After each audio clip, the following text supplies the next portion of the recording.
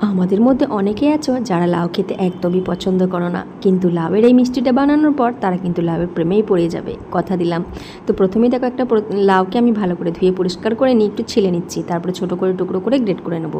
এরপর লাউ থেকে সমস্ত জলটাকে নিগড়ে বের করে নিয়ে কড়াইয়ের মধ্যে ঘি গরম করে লাউটাকে দিয়ে দিলাম। লাউটাকে দিয়ে বেশ কিছুক্ষণ ভালো করে ভেজে নিচ্ছি।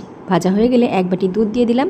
দুধটাকে দিয়ে ভালো করে কিছুক্ষণ রান্না করে নিচ্ছি। তারপরে দিয়ে দেবো গুঁড়ো নারকেল, ডেসিকেটেড কোকোনাট, এটা তোমরা বাজারে কিন্তু অ্যাভেলেবেল পেয়ে যাবে। ভালো করে মিশিয়ে নিয়ে এখানে আমি গুঁড়ো দুধের সঙ্গে একটু লিকুইড দুধ মিশিয়ে নিয়েছিলাম, সেটাকেও দিয়ে দিলাম দেখো। তারপরে ভালো করে রান্না করে নিচ্ছি। এরপরে কিছুটা দিয়ে দেবো এলাচের গুঁড়ো আর দিয়ে দেবো হাফ বাটির মতো চিনি, ভালো করে মিশিয়ে নিচ্ছি। এরপরে দিয়ে দেবো একটু গ্রিন ফুড কালার, তোমরা না চাইলে নাও দিতে পারো, দিলে কিন্তু কালারটা খুবই ভালো আসে। তো ভালো করে মিশিয়ে নিচ্ছি দেখো। তারপরে দিয়ে দেবো আরও 1 চামচের মতো ঘি, দিয়ে আমি এটাকে কিন্তু নামিয়ে নিচ্ছি। তো একটা থালার মধ্যে দেখো আমি একটা ঘি দিয়ে সেট করে নিচ্ছি। তো কেমন লাগলো এই মিষ্টি রেসিপি অবশ্যই কমেন্টস করে জানিও, আর ভালো লাগলে লাইক শেয়ার সাবস্ক্রাইব করে দিও। বাই।